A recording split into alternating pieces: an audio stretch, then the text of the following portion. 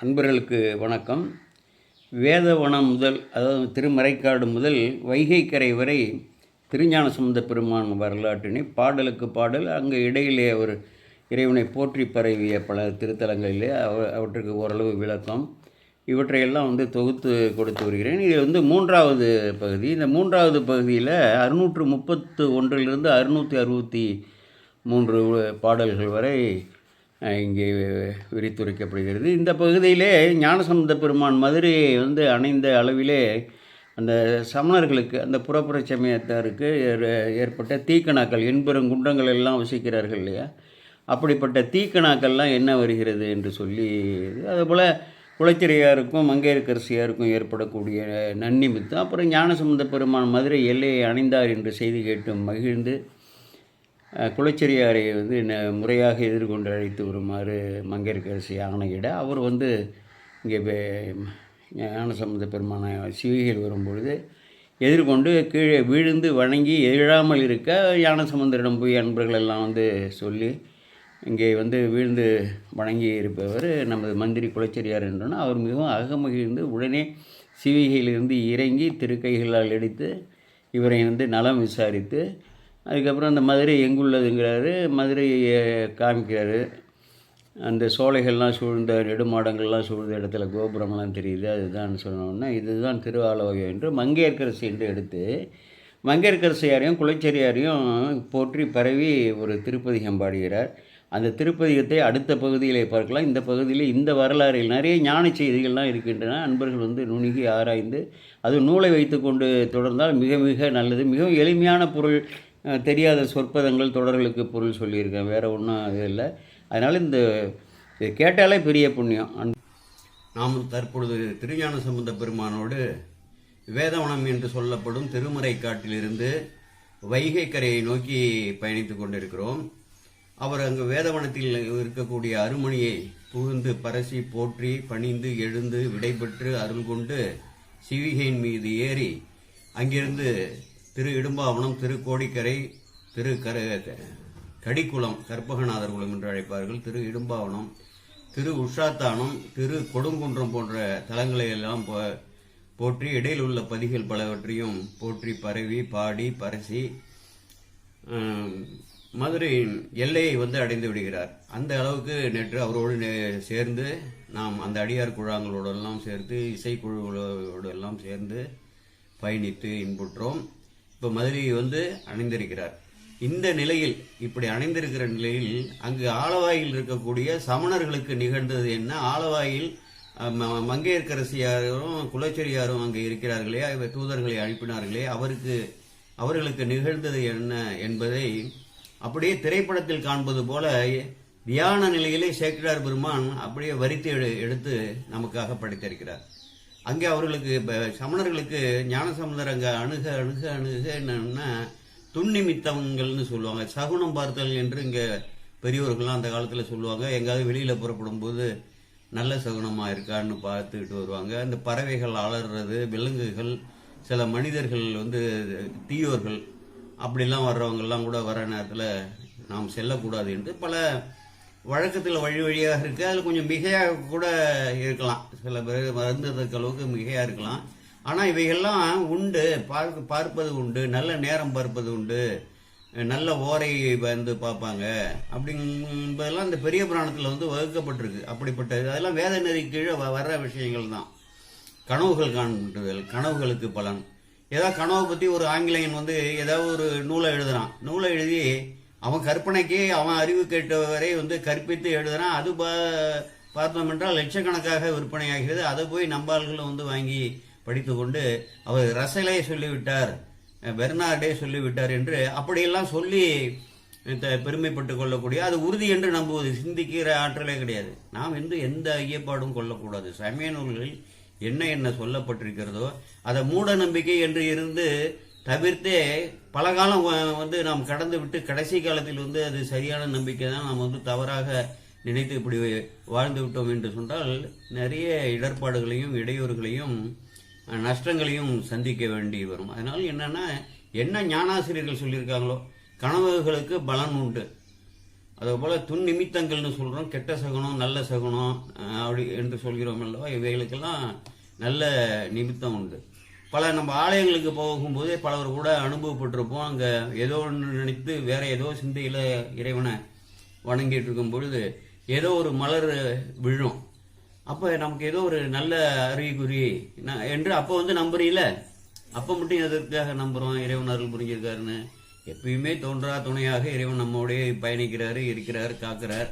காக்கும் பொழுது பல அறிகுறிகளை காட்டுகிறார். அந்த சூழ உள்ள அறிகுறிகளை எல்லாம் புரிந்து கொண்டு நாம் வாழ வேண்டும். இந்த அளவிலே அடுத்து நாம் இது தொடர்ந்து சேக்கிழார் பெருமான் விவரித்தது போலவே, ஏனென்றால் இந்த பகையாளிகள் இருக்கிறார்களே, இந்து சமயத்தை அழிக்க வேண்டும், சைவ சமயத்தை அழிக்க வேண்டும், இந்து கலாச்சாரத்தை பண்பாட்டை அழிக்க வேண்டும் என்று சொல்பவர்கள் குணங்கள் எப்படி இருக்கும், அவர்களுக்கு எதிர்காலத்தில் என்னென்ன அழிவு ஏற்பட வேண்டும் என்று அவர்களும் தெரிந்து கொள்ள வேண்டும் என்ற ஒரு நோக்கத்தோடு இந்த பாடல்களை அப்படியே படிக்கிறது. ஒரு ஞானசம்பந்தர் தோன்ற போகிறார், ஒரு எல்லையை கடந்து போய்கொண்டிருக்கிறது. நிச்சயமாக ஒரு ஞானசம்பந்த பெருமானோ இல்ல ஞானசம்பந்த பெருமானுக்கு ஒத்த ஒரு பரஞானியோ அப்பர் பெருமான் அதேபோல சுந்தரமூர்த்தி சாமி நாயனார்கள் போல தோன்ற போகிறார்கள். இதில் எந்தவித ஐயப்பாடும் இல்லை. அதற்கான சூழல் அப்பொழுது 630 என்று சொல்கிறோம்.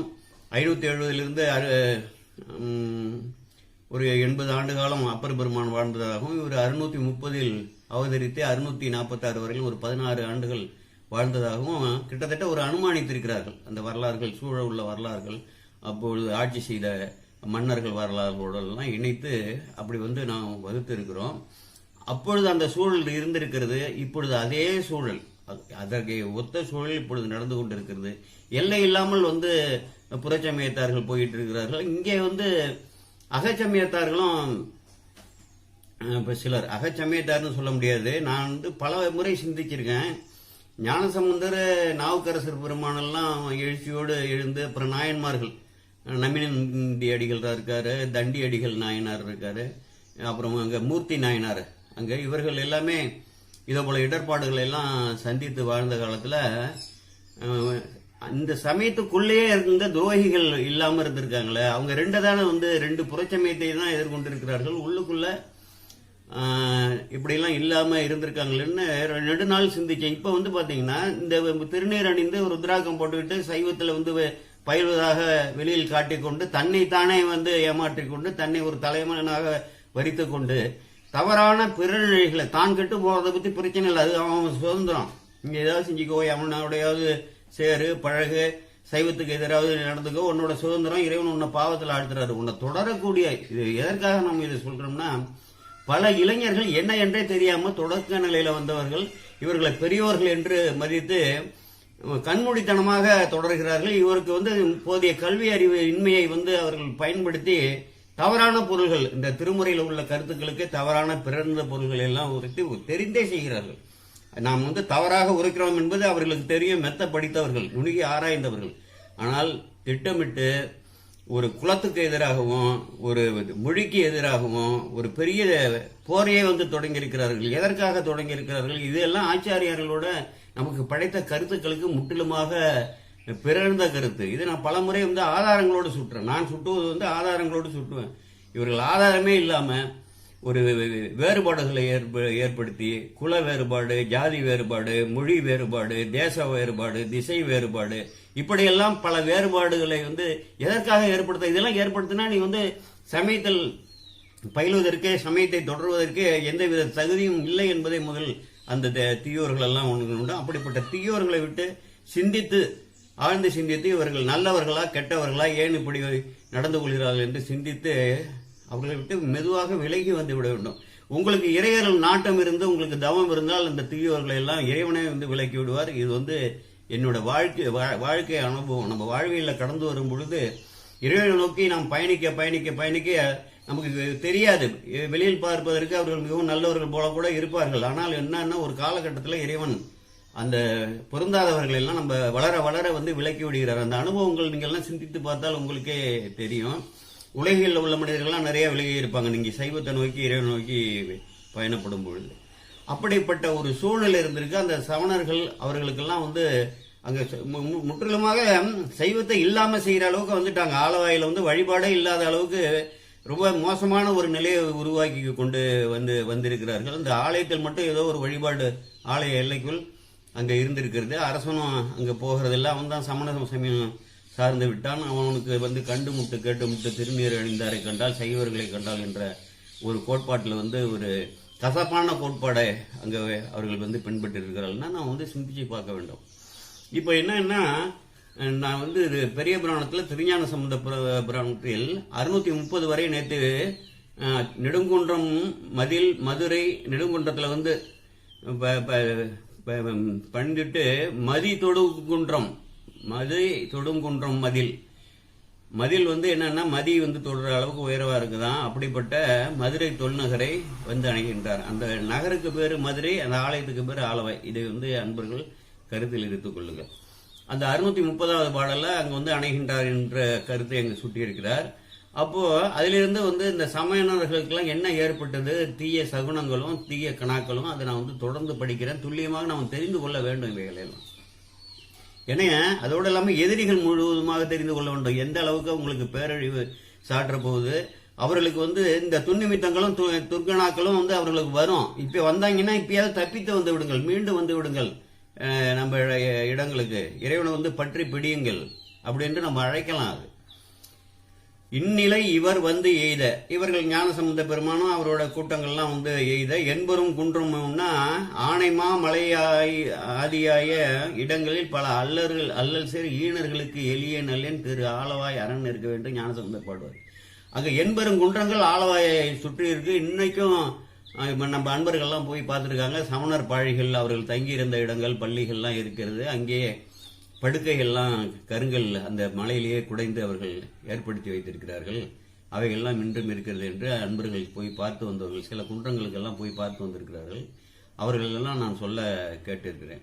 இந்நிலை இவர் எய்த, இவ்வாறாக ஞானசம்பந்த பெருமான் எய்த, என்புறம் குன்றம் மேவும் அந்நிலை அமனதங்கற்கு அழிவு முன் சாற்றல் உற்று பன்முறை வெறுக்கொண்டு உள்ளம் பதைப்ப தீ கணாக்களோடும் துன்னிமித்தங்கள் அங்கு நிகழ்ந்தென சொல்லல் உற்றாம். அந்த நிலையில அங்க அமணர்களுக்கெல்லாம் அழிவு சாற்றும்பாரு. அதாவது இந்த கெட்ட சகுனம், கெட்ட கணாக்கள், எதிர்காலத்துல ஒரு பெரிய அழிவு, சமீபத்தில் ஒரு பேரழிவு வரப்போகுது என்ற ஒரு கருத்தை உணர்த்தும்படியான இப்படிப்பட்ட நிகழ்வுகள்லாம் நடக்குது. அவைகளெல்லாம் நான் அவங்கெல்லாம் உள்ளம் பதைக்கிறாங்க. அதெல்லாம் பார்த்துட்டு அந்த தீக்கணாக்களோடும் துன்னிமித்தங்கள் அங்கு நிகழ்ந்தன சொல்லல் விட்டாங்க. அவைகள் எல்லாம் நான் சொல்கிறேன் என்று சொல்கிறார். பள்ளிகள் மேலும், சமண பள்ளிகள்னா வழிபடும் இடம், அது பள்ளிகள் மேலும் மாடு பக்கத்தில் பயில் அம்மன் பாழி மேலும் அவர்கள் வசிக்கக்கூடிய இடம். அம்மன் பாழிகள்னா அவர்கள் வசிக்கக்கூடிய இடம், பள்ளிகள்னா அவர்கள் வணங்கக்கூடிய வழிபடக்கூடிய இடம். ஒல் இதழ் அசோகின் மேலும் அவங்களுக்கு மரம், நமக்கு அரச மரம் எப்படி இருக்குதோ, வேம்பு மரம் இருக்கு, பல தலவரிசைகள் இருக்கும், அதே போல அவர்களுக்கு அசோக மரம் தான் ஒரு அடையாள சின்னம். அந்த ஒல்லிய இதழ்னா ஒளி வீசக்கூடிய இதழ்களை உடைய அசோக மரம், அந்த பூக்களை பூக்கக்கூடிய இலைகளை உடைய அசோக மரத்து மேலும் உணவு செய் கவளம் கையில் கொல்லும் மண்டபங்கள் மேலும் இவர்கள் உன்கையர் அப்படின்னு சொல்லுவாங்க. நின்றும் சமணர் நெடுந்தேரர் என்று சொல்வார்கள். கையில் உன் கையில் உன் சமணம்னு ஞானசம்பந்தர் சொல்லுவாரு. ஒருத்தர் ஊட்டுவான்னு ஒருத்தர் இருப்பாரு. அவர் உணவை கொண்டு நடுவில் வைத்துக் கொண்டு இவர்கள் சுற்றி நிற்பார்கள், கையை நீட்டுவார்கள், கையிலே அவர்கள் போடுவார்கள். அதை அப்படியே கையை கழுவ மாட்டாங்க, ஏன்னா கிருமிகள்லாம் இருந்தா இறந்து விடுன்னு.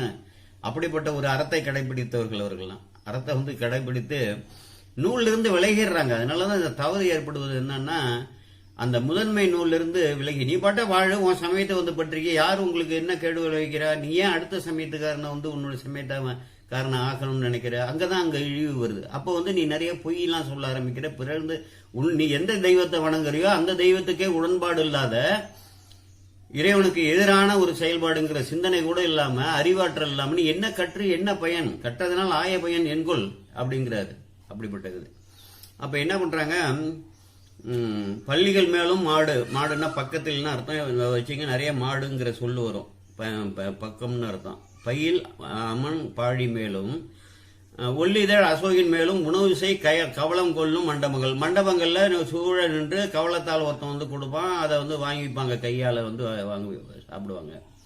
கூகையோடு ஆந்தை, கூகைன்னா கோட்டான்னு பேரு, ஆந்தை தீய புள்ளினம். இதை போல மேலும் தீமையை சாற்றக்கூடிய புள்ளி. அலறுது, கோட்டான் கத்துது அப்படின்லாம் சொல்லுவாங்க இல்லையா, அதெல்லாம் வந்து ஒரு தீய சகுனம்னு சொல்லுவாங்க. இங்கேயே கிராமங்கள்லாம் பெரியவர்கள் தான் சொல்ல நாங்கள்லாம் கேட்டிருக்கோம். புள்ளினம், அந்த பறவை இனம் ஆனத்தன்மையில் பூசலிட்டு அழிவு சட்டம். இவர்களாம் ஒன்றுக்கு ஒன்று சண்டை போட்டுக்கிறான். கோட்டானுக்கு கோட்டான் சண்டை போட்டுக்குது, ஆந்தைக்கு அந்த சட்டம் சண்டை போட்டுக்குது, இந்த பறவைக்கு அந்த பறவைகள் வந்து சண்டை போட்டு ஒரு அமைதியின்மையை வந்து சாட்டுது, வரப்போகுதுங்கிறத வந்து காமிக்குது. பீலியும் தடுக்கும் பாயும் பிடித்து கை கழுவ. அவங்க கையில வந்து மயில் தொகை வச்சிருப்பாங்க, பாய் வச்சிருப்பாங்க, எப்பொழுதும் ஒரு பாய் வச்சிருப்பாங்க. அதெல்லாம் பிடிச்சிருக்கிற கை வந்து வழுவி அவைகள்லாம் கீழே விழுது. கால்களும் தடுமாறாடி, கால்கள்லாம் அவங்களுக்கு வந்து ஏதோ ஒரு தடுமாற்றம், ஏதோ ஒரு அச்சம் வந்து இனம் தெரியாத ஒரு அச்சம், ஒரு பெரிய அச்சம் வந்ததுன்னா இந்த நிகழ்வுகள்லாம் மெய்ப்பாடுகள்லாம் ஏற்படும். சில வாழ்க்கையில வந்து பலர் வந்து உணர்ந்திருப்போம். கண்களும் இடமே ஆடி, இடக்கண் வந்து துடிக்குது. இடக்கண் வந்து துடித்தா ஏதோ தீயது நடக்க போகுது. இது வந்து வழக்கத்தில் நம்ம இதெல்லாம் வந்து பார்த்து தான் தெரிஞ்சு வச்சிருக்கிறாங்க. பல நூல்கள்லாம் இருக்கிறதெல்லாம் பார்த்து தான் நம்ம முன்னோர்கள் பெரியோர்கள்லாம் பயின்று வந்திருக்காங்க. அது சமயத்தில் என்ன ஆயிடுது, இந்த கலப்படமாகி கொஞ்சம் மிகையாக வந்து போவது உண்டு. இதில் வந்து தெளிவாக சொல்றாரு. அப்போ வந்து கண்களும் இடமே ஆடினா இடக்கண்ல வந்து ஒரு துடிப்பு, கண் துடிக்கும். எப்பயாவது சில பேருக்கு இந்த வாயுவால துடிக்கும்லாம் சொல்லி அப்போ பேசிப்பாங்க.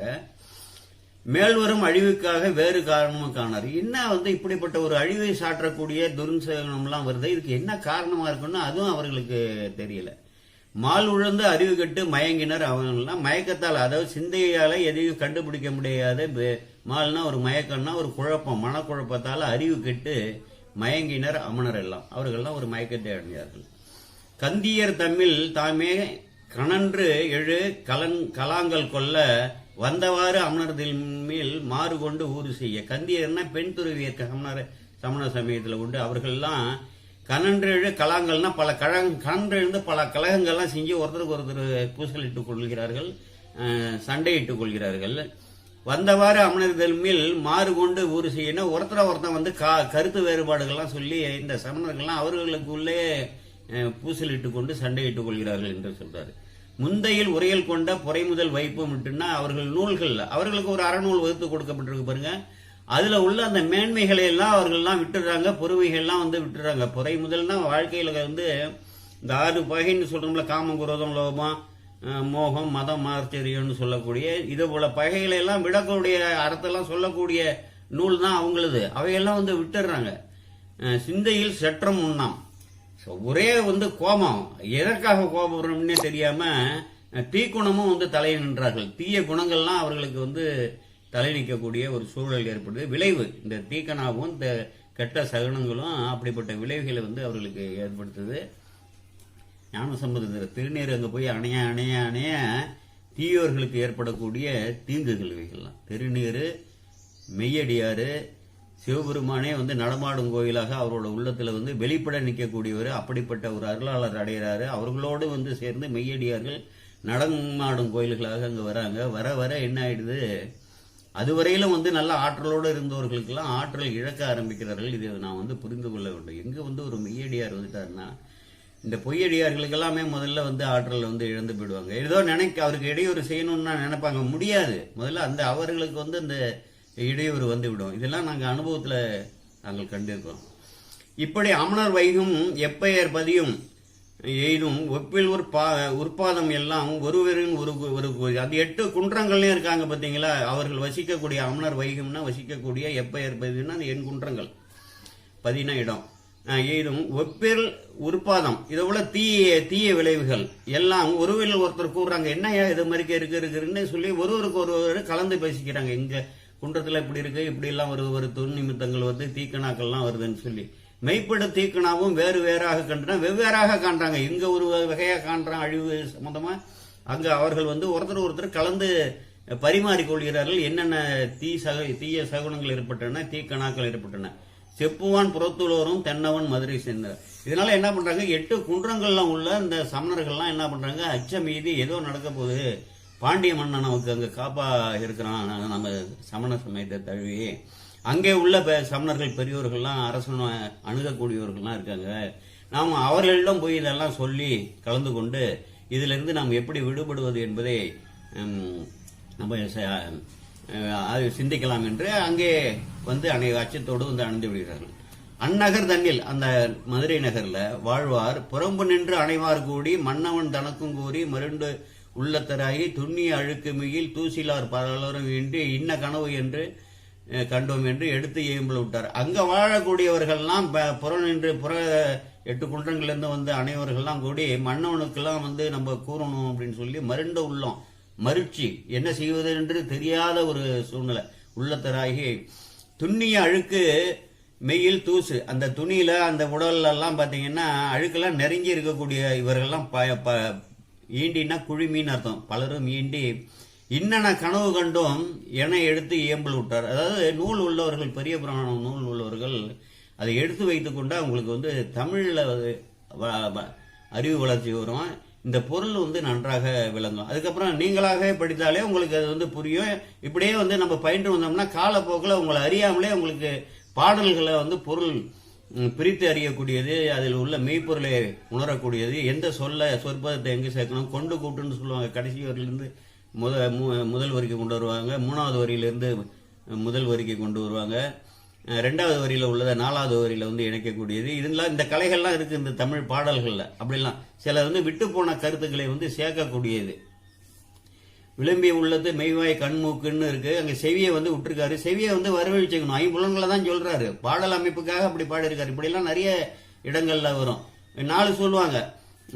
புவி புவம் வலி கனல் புனல் அப்படின்னு சொல்லுவாங்க. அப்ப புவி என்பதை நம்ம வந்து சேர்த்து கொள்ள வேண்டும். இதெல்லாம் நம்ம வந்து இந்த பாடல்களை அப்படியே தொடர்ந்து கவனித்தால் இது ஒரு வகுப்பு போலவும் நம்ம நீங்க கருதி கொள்ள வேண்டியது. சீர்மொழி அசோகனா சீர்கள் நிறைந்த பெருமை மிகுந்த அசோகதன் கீழ் இருந்த தேவர் மேலே வேரோடு சாய்ந்து வீழ கண்டனம். அங்க அசோக மரம் அவங்களுடைய புனித மரம் இருக்குது இல்லையா, அந்த சீர்மிகு மரம் அப்படியே பெயர்ந்து வீழ்ந்து அங்க இருக்கக்கூடிய அவர்கள் வணங்கக்கூடிய அருகத்தேவர் மேல வீழ கனவு கண்டாங்க. கண்டனம். அதன் பின்னாக ஏர்கொள் முக்குடையும் தாமும் எழுந்துகை நாற்றி போக அந்த முக்குடை வந்து ஏந்திட்டு வருவாங்க. அவையெல்லாம் வந்து கையிலிருந்து விலகி உதறி எரியப்படுது. ஊர் உள்ளோர் ஓடி காண கண்டனம். ஊரில் இருக்கிறவங்க எல்லாம் ஓடி போய் ஐயோ அருகர் மேல வந்து இந்த அசோக மரம் விழுந்துட்டுதுன்னு சொல்லி அப்படிலாம் போய் கனவு கண்டோங்கிறாங்க. குண்டிகை தகர்த்து பாயும் பீரி குரத்தி ஓட அந்த கையில வந்து குண்டிகைன்னா அந்த மண்ஜாடியை வச்சிருப்பாங்க. அதுல வந்து நீர் வைத்துக் கொள்ள வேண்டியது, கரக நீர் வைத்துக் கொள்வது, அது தெளிப்பாங்க அந்த மந்திரத்துக்கெல்லாம். அது அப்புறம் வந்து கையில பீலி வச்சிருக்காங்களா, பாய் வச்சிருக்கிறா, இவையெல்லாம் கிழிச்சிக்கிட்டு ஒரு குரத்தி வந்து எல்லாத்தையும் தூக்கி எறிஞ்சிட்டு பாயை வந்து உடுத்திருப்பா பொம்பளைவா. அவைகள் எல்லாம் வந்து எடுத்து ஒரு பெண் வந்து ஓடுறா பைத்தியம் பிடிச்ச மாதிரி. பண்டிதர் பாழி நின்றும் கழுதை மேல் படர்வார். ஒரு பண்டிதர் என்ன பண்றாரு, ஒரு கழுதை மேல ஏறி போறாரு. அவர்கள் பின்னால எல்லாரும் போறாங்க. தம்பின் ஒன்றோடி இயக்கியாரும் இந்த பெண்கள் எல்லாம் வந்து போறாங்க. ஊழையிட்டு புலம்பி ஓடுறாங்க. பின்னால ஓ ஓ ஓன்னு சத்தம் போட்டு ஏதோ ஒரு அச்சம் ஒரு பூகம்பம் வந்ததுன்னா எப்படி எல்லாம் எழுந்துட்டு வெளியில வரோம். ஏதோ ஒரு கொஞ்சம் நிலதிருச்சின்னு கட்டடத்தை விட்டு எழுந்து எல்லாத்தையும் தூக்கி போட்டுட்டு வரோம்ல. டிவி அது இது எது முக்கியமான பொருள் பாருங்க. ஒரு ஊர்ல கடுமையான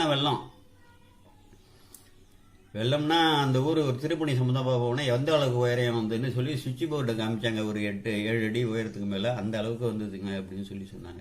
என்னையா பண்ணீங்கன்னா ஐயோ இந்த இதெல்லாம் கூட தொலைக்காட்சி எல்லாம் வீணா போயிருக்குமே, நீங்க ஒண்ணுங்க தொலைக்காட்சியெல்லாம் தலையிலேயே தூக்கிட்டு வெளில வந்துட்டாங்க அப்படின்னு சொல்லி சொன்னாங்க.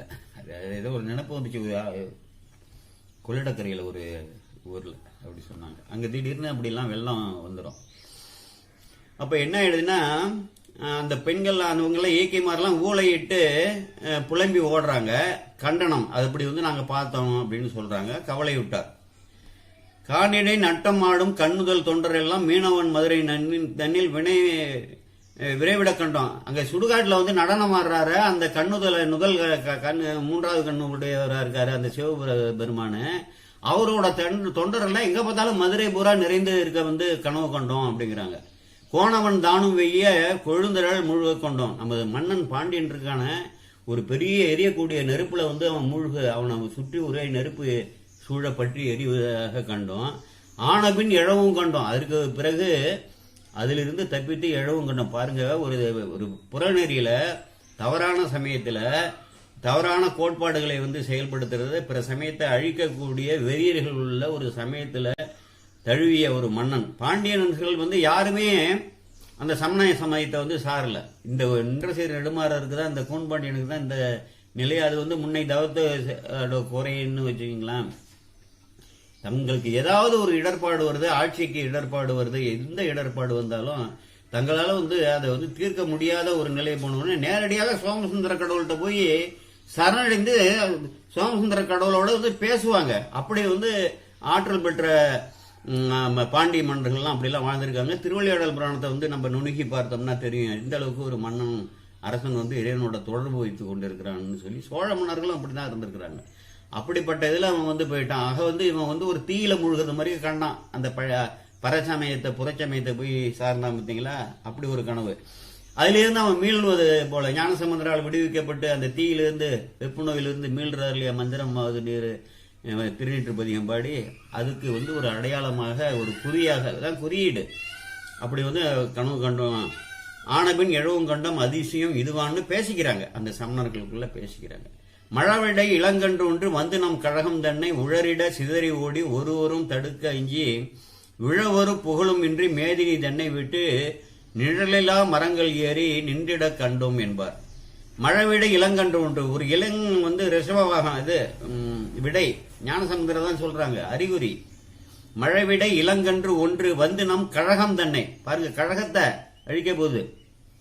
இதை நன்றாக புரிந்து கொள்ள வேண்டும். தீய கழகத்தை அழிக்க போது அப்பயே சொல்லியிருக்காரு சேக்கிழார் பெருமான். எப்படி இந்த சொல்ல அங்க சேர்த்தாருன்னு அது இறைவனுக்கு தான் தெரியும். மழவிடை இளங்கன்று கொண்டு நம் கழகம் தன்னை உழறிட அடிச்சு உதச்சி மிதிச்சு தள்ளுகிறது. சிதறி ஓடி ஒருவரும் தடுக்க அஞ்சு சிதறி ஓடுது. இப்பதான் நம்ம இதுல பாக்குறோம்ல, நம்ம பிள்ளைகள்லாம் காளையை அடக்குறாங்கல்ல, காளையை அடக்கும்போது அது எப்படி ஆற்றலோட வருது, இவர்கள் ஓடி போய் சிதறி தூக்கி எறியுது இல்ல, அதெல்லாம் சிதறி அப்படி சிதறி ஓடி ஒருவரும் தடுக்க அஞ்சி, யாரும் போய் கிட்டக்க தடுக்க அஞ்சினா அவ்வளவு ஆற்றல் உள்ள காளை. சின்ன இளங்கன்றா இருந்தா கூட அதோட ஆற்றலுக்கு அளவே கிடையாது, எல்லையில் ஆற்றல். ஏன்னா இறைவனே அந்த கன்று சிந்தையில் பூந்திருக்காருங்கும் பொழுது இறை சக்தியோட அது செயல்படுதுங்கும் போது எப்படிப்பட்ட ஆற்றல் இருக்கும். விழ ஒரு புகழும் இன்றி வேற எங்கேயுமே போறதுக்கு எந்த புகலிடமே இல்லாம மேதி தன்னை விட்டு இந்த பூமியை விட்டு என்ன பண்றாங்க, நிழலிலா மரங்கள் ஏறி நின்றிட கண்டோம்.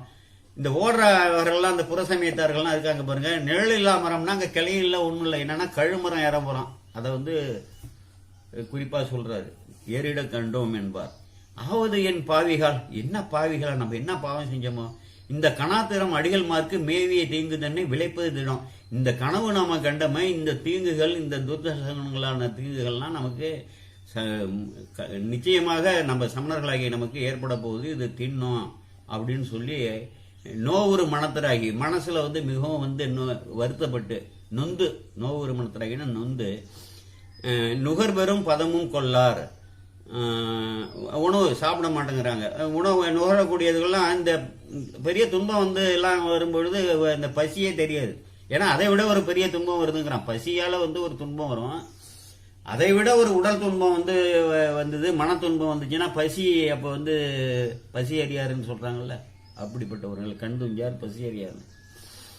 அப்ப யாவது செயல் என்று எண்ணி இடர் ஒழுங்கி அழுகினார். என்ன செய்யறது, இதுல இருந்து நாம தப்பிக்க வேண்டுமே, நாம் என்ன செய்ய வேண்டும், என்ன செய்வது, இதற்கு என்ன அப்படின்னு ஆலோசிக்கிறார்கள். எல்லாரும் ஒருவரோட ஒருவர் கூடி அவ்வகை அவர்கள் எல்லாம் அந்நிலைமையர்கள் ஆக, இப்படிப்பட்ட இது அவர்களோட திறத்தை சொல்லிட்டு நம்ம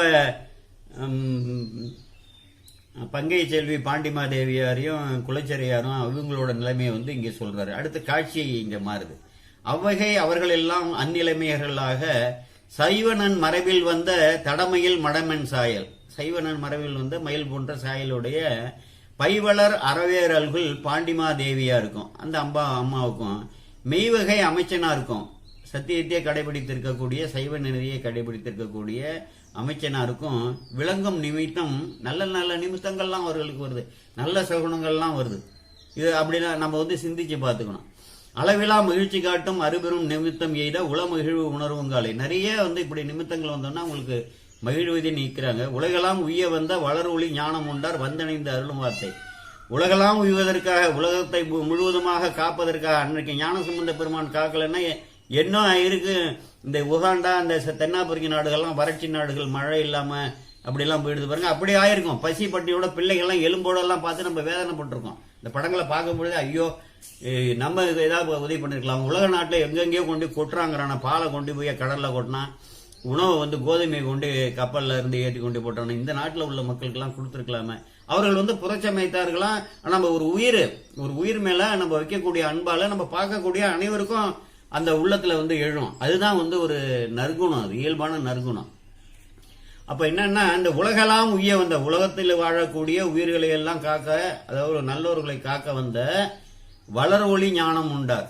வளரக்கூடிய ஞான ஒளி வளரக்கூடிய அந்த ஞானப்பால உண்டாரு. அந்த ஞான சம்பந்தர் வந்து அணிந்து வரலும், அதாவது மதுரையின் வெளிப்புறத்தை வந்து அணிந்து விட்டார் என்று, வந்து அருளி விட்டார் என்று அந்த அணிந்த வார்த்தை கிளர் வரும் ஓகை கூறி அதையெல்லாம் சொல்லி அங்கிருந்து வந்து சொல்றாங்க.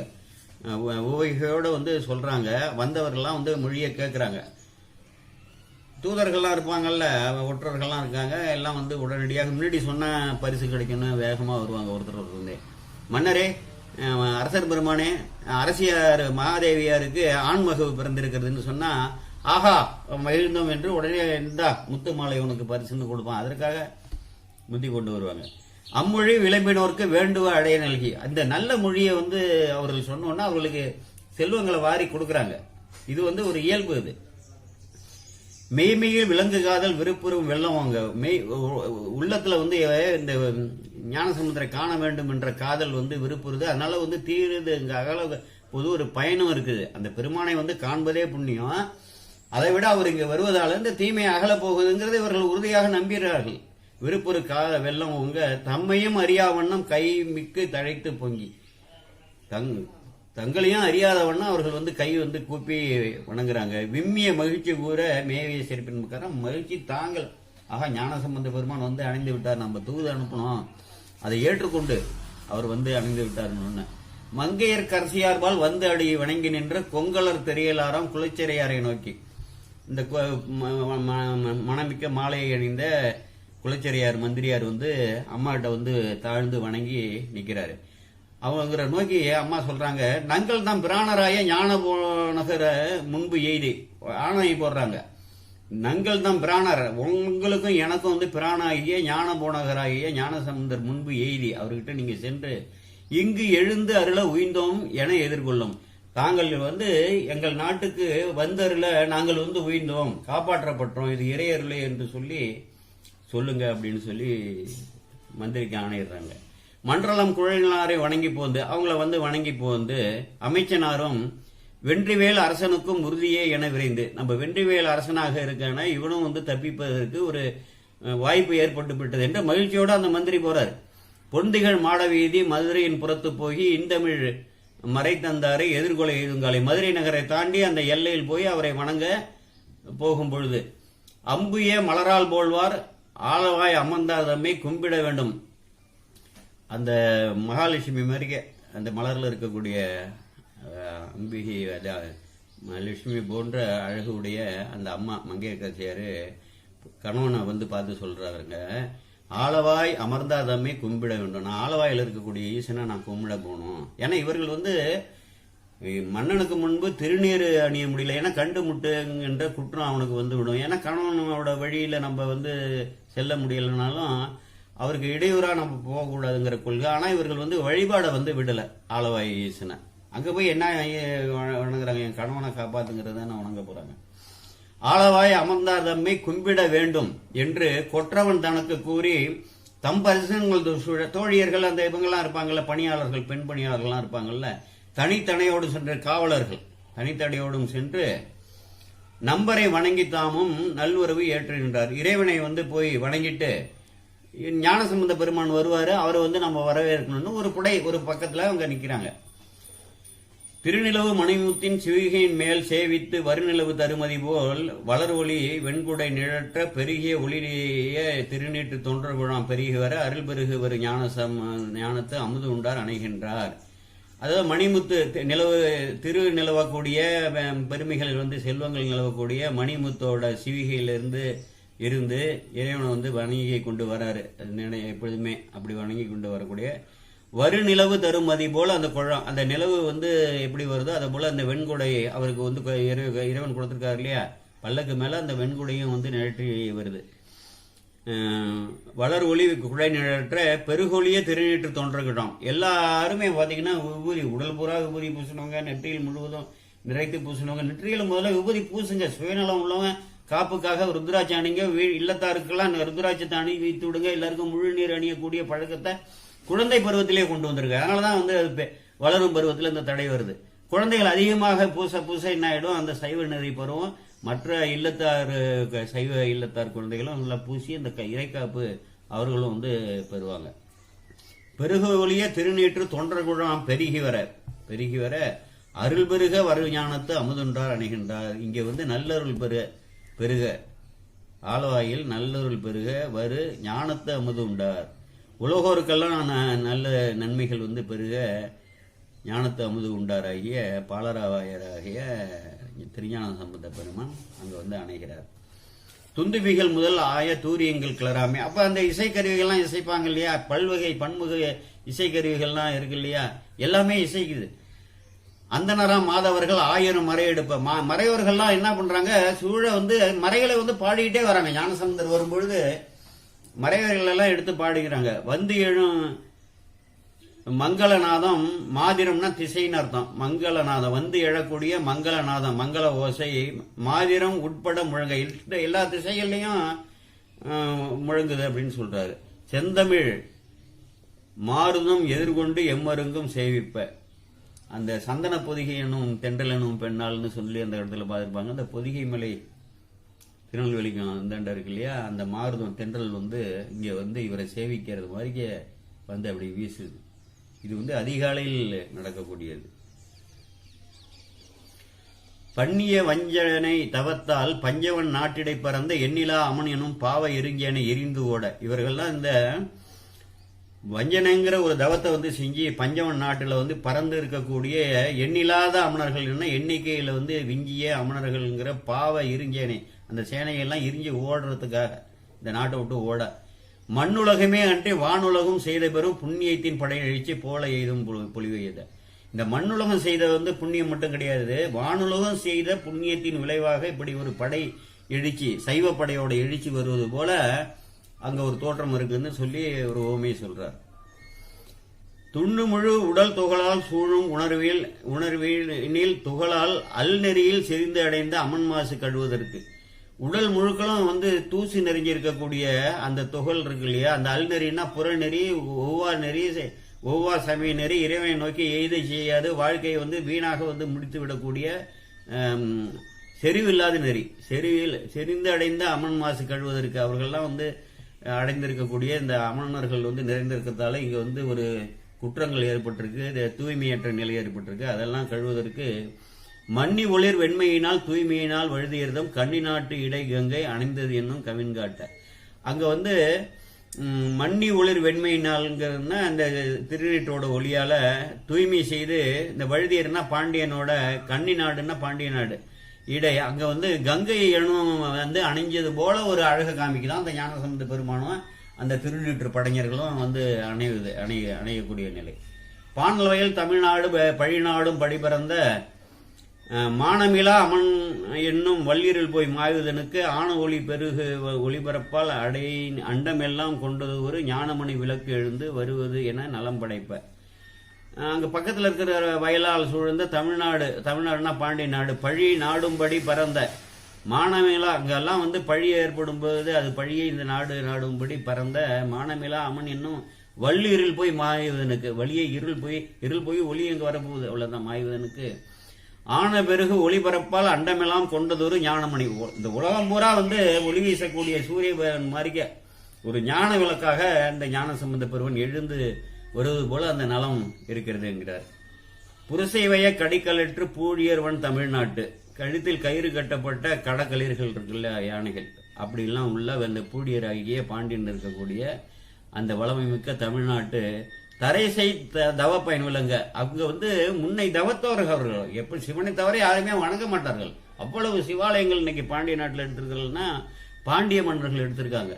அந்த முன்னோர்கள் ஞானசம்பந்தர் காலத்துக்கு முன்னாடி அங்க அரசாண்ட சைவத்தை பாதித்த அந்த முன்னோர்கள்லாம் செய்த தவம் இருக்கு பார்த்தீங்களா, அந்த தவம் விளங்குதான் பயன் விளங்க. அந்த தவத்தோட பயன் பொழுது விளங்க சைவ நெறி தழைத்துவங்க உரைசை திருப்பேற்பளவும் ஊதுமணி சின்னமெல்லாம் அங்க இருக்கக்கூடிய அதை உரை செய்வது போல அங்க இருக்கக்கூடிய அந்த ஊதுகுழல் இந்த சின்னங்கள்லாம் ஒலிக்கிற ஒளியில விட பரசமய கோளரி வந்தான்.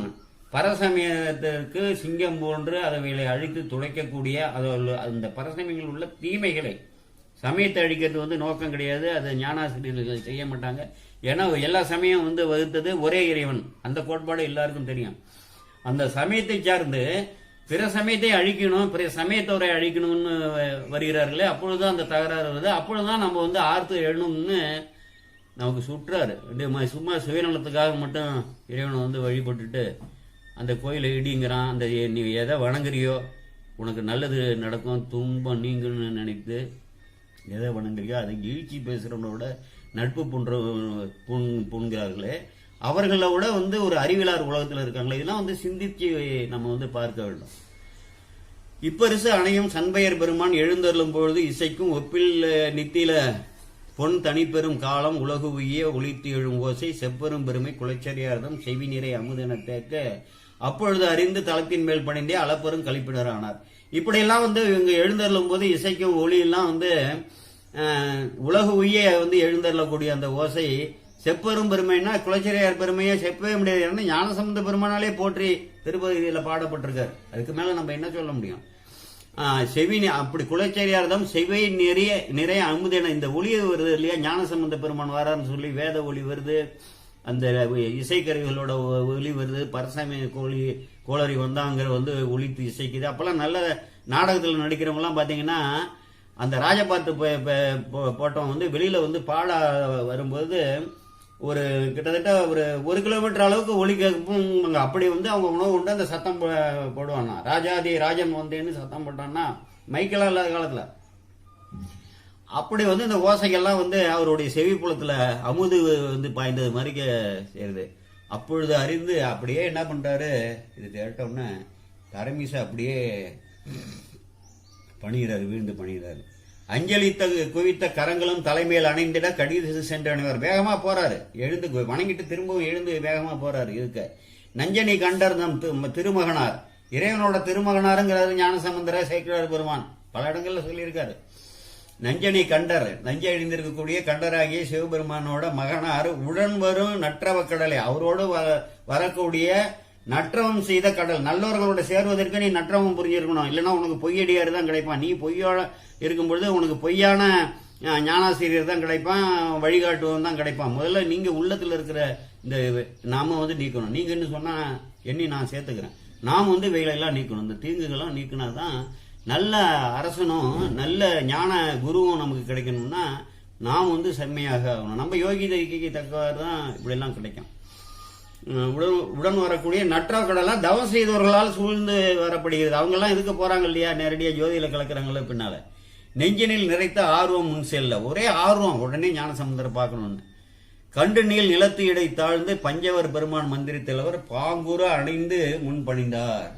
வெற்றவே அடியார் அடிவிசை வீழும் விரிப்பினன் கொற்ற உண்டனுக்கு மந்திரியாய குலைச்சிறை குழாவி நின்றேத்தும் ஒற்றை வெல் விடையன் உம்பரார் தலைவன் உலகினில் இயற்கையை ஒழித்துட்டு அற்றவர்க்கு அற்ற சிவன் உரைகின்ற ஆளவாய் ஆவன் விதிவென்று பாடுவார். வெற்றவே அடியார் அடிமிசை வீழும் விரிப்பினன், ஒரு மந்திரி, மன்னவனுக்கு மந்திரி, ஆனா அடியாரை பார்த்தா வீழ்ந்து வணங்குவாராம். அதுதான் இப்ப நடக்குது. நிலைமிசை பணிந்த குலைச்சரியாரை நீடிய பெருந்தவ தொண்டர் பலரும் முன் அணைந்து, பல தொண்டர்களாக யாரோ ஒருத்தர் விழுந்து வணங்குறாரு. அப்புறம் தெரிஞ்சுக்கிறாங்க, கிட்டக்க அருகில் பார்த்து இவர் அமைச்சர் குலைச்சரியார்னு புரிந்து கொள்கிறார்கள். வணங்கி மற்ற அவர் தான் படியின் நின்று எழாதவர்கள் கண்டு வணங்குறாங்க. ஐயா எழுங்கன்னு சொல்றாங்க, அவர் எழமாட்டேங்கிறாரு. எழாமை கண்டு மலர்மிசை புத்தேல் வழிபடு புகழி, பிரம்மன் மலர்மிசை புத்தேல்னா பிரம்மன் அர்த்தம், வழிபடக்கூடிய புகழி வைதிக சேகரர் பாதம், ஞானசம்பந்தரோட பாதம் குலவி அங்க வணிந்து அந்த அணைந்தார். தென்னவன் அமைச்சார் குலைச்சரியார்னு கூறுறாங்க. இங்க அணிந்திருக்கிறவர் யார் தெரியுமா? கீழே படுத்திருக்கிறார வணங்கி அவர் இந்த தென்னவனோட முதலமைச்சராகிய குலச்சரியார்னு சொல்லி ஞானசமுத்திர பெருமான்ட்ட சொல்றாங்க. சிறபுற செல்வர் அவர் உரை கேட்டு திருமுகம் தாமரை மலர்ந்து, ஆகா அவர்கள் இப்படி சொன்ன உடனே அதை கேட்டு உடனே முகம் மலருது. குலச்சரியார் வந்துட்டாருன்னு, ஏன்னா குலச்சரியாரை பத்தி இவருக்கு முன்னதாகவே தெரியும்.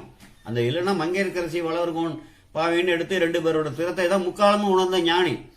சிறபுற செல்வர் அவர் உரை கேட்டு இவங்க 2 பேரையும் பார்க்குங்கிற விருப்பால தான் நான் வரேன்னு சொல்லி அப்புறம் பெருமான்ட்ட சொல்றாரு. அங்க பின்னால அம்மாட்ட சொல்றாங்க, இந்த பரசமய சூழல்ல நீங்க 2 பேரும் சைவத்தை பாதித்து இருக்கீங்களா, உங்களை நான் பார்க்க வந்தேன் அப்படின்னு அந்த விருப்பத்தை சொல்றாரு. இப்பொழுது நாம அதை செஞ்சுக்கிட்டு இருக்கோம்.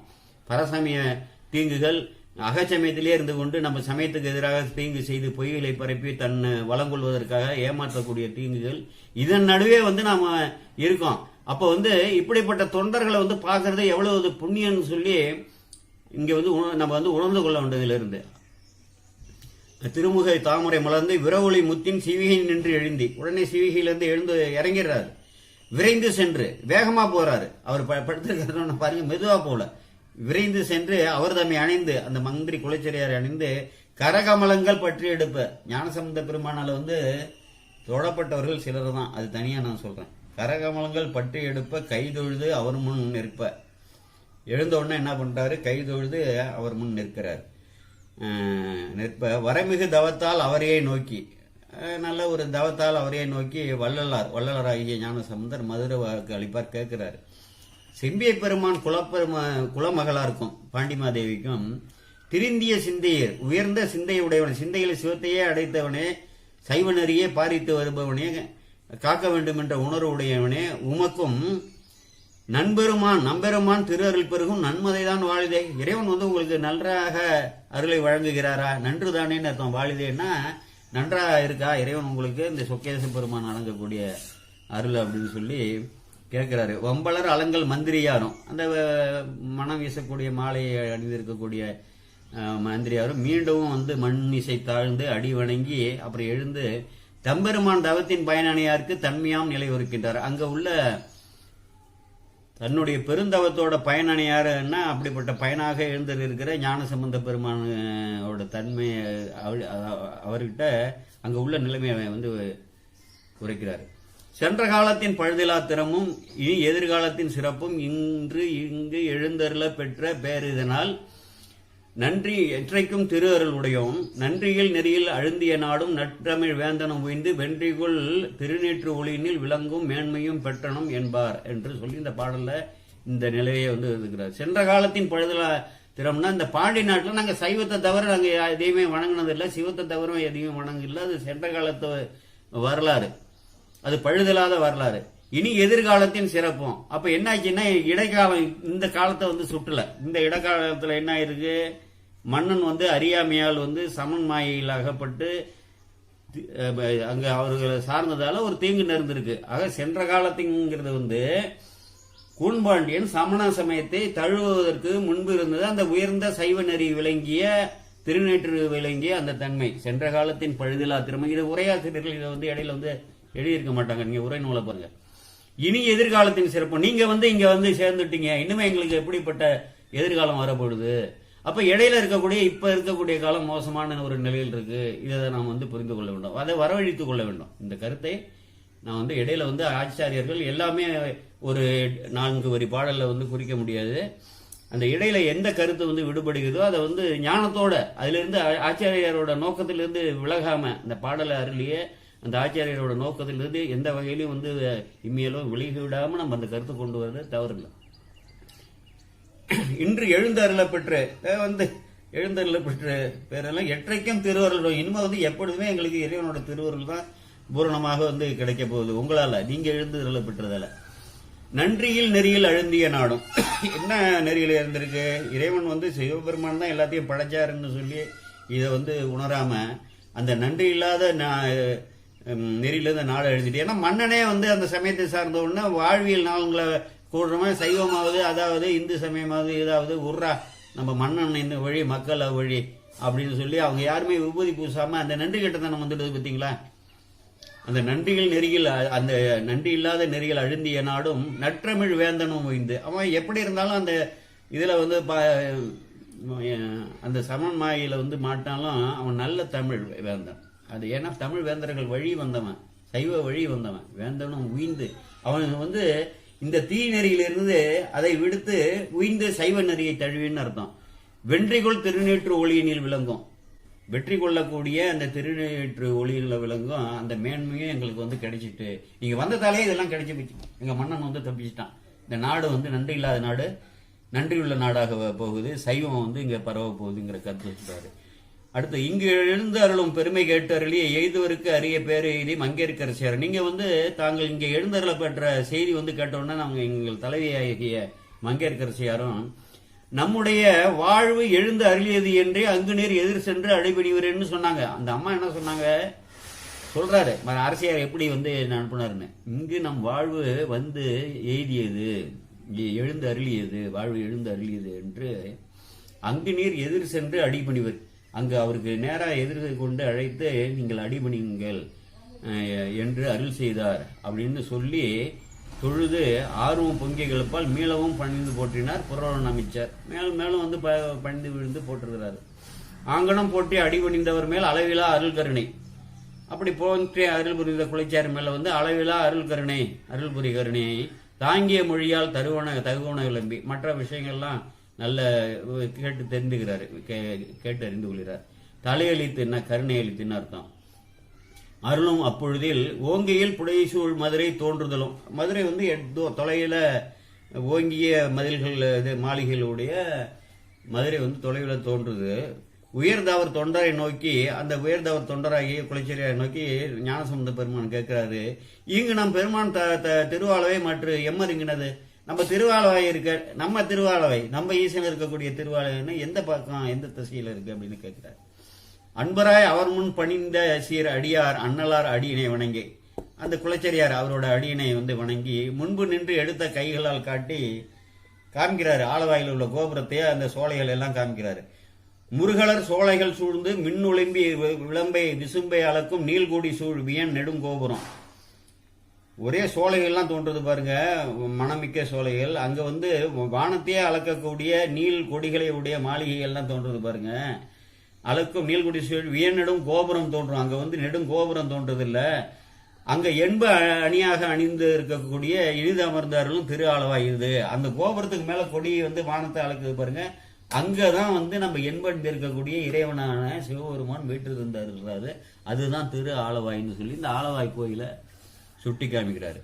தொண்டர்தான் போற்றி காட்டிட கண்டு, அந்த ஆலவாயை போற்றி தொண்டராகிய குலச்சரியார் போட்டிட கண்டு துணை மலர் கரங்குவித்தார்களே. உடனே ஞானசம்பந்த பெருமான் பாருங்க, நம்ம இதெல்லாம் தொலைவில் கார்ல போறீங்க, இல்ல பேருந்துல போறீங்க, இல்ல எதுலயோ போறீங்க, பைக்ல போகும்போது கை விட்டு கும்பிட வேண்டாம், இல்லைன்னா நிறுத்தி விட்டு கும்பிடலாம் போனா போட்டோம். இல்லைன்னா மனசாலையாவது வணங்கும். அந்த கோபுரங்கள், அந்த விமானங்கள்லாம் எந்த கோயிலோட விமானமா இருக்கட்டும், அது மாரியம்மன் கோயிலா இருக்கட்டும், காளியம்மன் கோயிலா இருக்கட்டும், எந்த கோயிலா இருக்கட்டும், பார்த்த உடனே சிவசிவா சிவசிவான்னு அந்த இறைவனோட திருவடியை நினைக்கணும். அதற்காக தான் பல இடங்கள்ல இந்த விமானங்கள் கோபுரங்கள் அவ்வளவு அதான் கோபுரம் சூழ்மணி கோயில்னு சொல்றாங்க. அவ்வளவு கோபுரங்களும் விமானங்களும் பல தெய்வ ஆலயங்கள்லாம் இருக்குதுன்னா இது அந்த நினைவு நமக்கு இறை நினைப்பு வரணுங்கிறதுக்காக தான் நம்ம பெரியோர்கள்லாம் அமைச்சிருக்காங்க. துணை மலர் கரங்குவித்து அருளி மண்டு பேரன்பால் மண் இசை பணிந்து. தொலைவில் எங்கேயோ காமிக்கிறாருங்க, ஒரு 1/2 கிலோமீட்டர் தொலைவோ 1 கிலோமீட்டர் தொலைவோ இருக்கும் என்று நாம் எடுத்துக்கொள்வோம். இங்கேயே அதை பார்த்த உடனே மண் இசை வீழ்ந்து பணிகிறாரு. பணிந்து மங்கையர்க்கரசி என்று எடுத்தே பாருங்க. இந்த 2 பேரையும் கோவை செய்து தலா ஆளுக்கு 5 பாடலும் 2 வரையும் சேர்த்து திருக்கடைக்காப்புல அவங்களோட பெருமைகளை எல்லாம் போற்றி பரவ மங்கையர்க்கரசி என்று எடுத்து எண்டிசை பரவும் 8 திசைகளும் உள்ள உயிர்கள், நல்லோர்கள், வானவர்கள், அனைத்து அண்டத்தாரும் சேர்ந்து அண்டத்தையும் சேர்ந்தவர்கள்லாம் போற்றி பரவக்கூடிய. ஏன்னா எல்லா அங்கே வணங்குறாங்கல்ல, தேவர்கள், முனிவர்கள், ரிஷிகள், சித்தர்கள் எல்லாரும். 2 சியோர்களும் போற்றி பரவும் ஆலவாயாவதும் இதுவோ என்ன இருவர்தம் பணியும் கொண்டமை சிறப்பித்து. மங்கையர்க்கரசியாரும் குலச்சரியாரும் கொண்ட நல்ல பணிகளை கொண்டமைய அவைகளெல்லாம் சிறப்பித்து அருளி நல்பதிகம் பாடினார் கோவலயம் போற்ற. இந்த உலகமெல்லாம் போற்று பருவும்படி அதை பாடுறாரு. அடுத்து நம்ம தொடர்ந்த ஒரு பகுதியில் அந்த மங்கையர்க்கரசி வளர்வோன் பாயவை என்று எடுத்த அந்த திருப்பதிகத்துக்கு உரையை பார்த்து விட்டு அப்புறம் மதுரை நகரில் ஆலவாய் ஆலயத்துக்கு நாம் செல்லலாம் என்று கூறி தொடர்ந்து கேளுங்க. புத்தகத்தை நூலை எடுத்து வச்சுக்கோங்க. இப்போ நான் 663 முடிய உள்ள திருஞான சம்பந்த பெருமானோட பாடல்களுக்கெல்லாம் விளக்கம் சொல்லியிருக்கிறேன். இதே போல தொடர்ந்து நம்ம கேட்டோம்னா நமக்கு நுண்மையான, அதாவது பிறந்தது, அதாவது யாராவது படிச்சுட்டு பாதி கதையெல்லாம் சேர்த்துலாம் சொல்றாங்க பாருங்க. அந்த போல வந்து பிறந்த கருத்துக்கெல்லாம் வராம நுண்ணிய கருத்துக்கள், இதெல்லாம் இறைவனால் அருளப்பட்டது. சேக்கிழார் பெருமான் அருளுக்காருன்னா முன்னதாகவே சொல்லியிருக்கேன். ஒரு தொலைக்காட்சியில வந்து அப்படியே வந்து தியானத்தால வந்து பார்க்க உம்பர் பிரான் தான் அருளும் உணர்வு பெறன்னு சொல்லுவாங்கல்ல. வெறில் மெய்மொழி வானிழல் கூறியன்னு சொல்லுவார் சேக்கிழார். நான் ஒன்றும் பாடலையா, மேலிருந்து வந்து வானிழல் கூறியதான் நான் எடுத்து வச்சிருக்கேன். அப்படி வந்து எல்லாம் சத்திய வாக்குகளாக இறைவனே வந்து இந்த பாடல்கள்லாம் வந்து மெய்ப்பொருளாக விளங்குகிறார். இவையெல்லாம் வந்து நம்ம நுணுகி அணி நம்ம வந்து புரிந்து கொள்ளணும். பெரிய புராணத்தை ஒருத்தன் வந்து கத்துட்டானா அவனை யாருமே அசைக்க முடியாது. அவன்கிட்ட வந்து இந்த ஜாதி, குலம், இந்த மொழி, இனம், திசை, தேசம், இந்த எல்லா இறைவனுக்கும் நமக்கும் தடையா இருக்கக்கூடிய எல்லா கேடுகளும் வந்து பெரிய புராணத்தை ஒருத்தன் வந்து உணர்ந்துட்டான்னா அவனுக்கு வந்து அது போயிடும். இதெல்லாம் படிச்சுட்டே வந்து எல்லாம் தெரிஞ்சுக்கிட்டே கேடு விளைவிக்கக்கூடிய ஒரு சூழலை நம்ம இருக்கும். அதுவும் நம்முடைய தவக்குறைவு என்று நம்ம வந்து உணர வேண்டும். தொடர்ந்து கேளுங்கள், மற்ற அன்பர்களுக்கெல்லாம் அறிமுகப்படுத்துங்க. இது வந்து காலகாலத்துக்கு நான் வந்து சொல்லுவேன். அதனால தான் கொஞ்சம் பொறுமையாக கேட்டு பயன்பெறட்டுங்கிறது தான் பாடலுக்கு பாடல் ஓரளவு வந்து ஒரு மெய்ப்பொருள் விளக்கம் சொல்லி வருகிறேன் என்று சொல்லி, இதை கேட்ட அன்பர்கள் அனைவரும், இறுதி வரை கேட்ட அன்பர்கள் அனைவரும் எல்லா இறைநலன்களும் அடைய வேண்டும் என்று வாழ்த்தி கோமல் சேகர் ஆகிய நான் விடைபெறுகிறேன். வணக்கம்.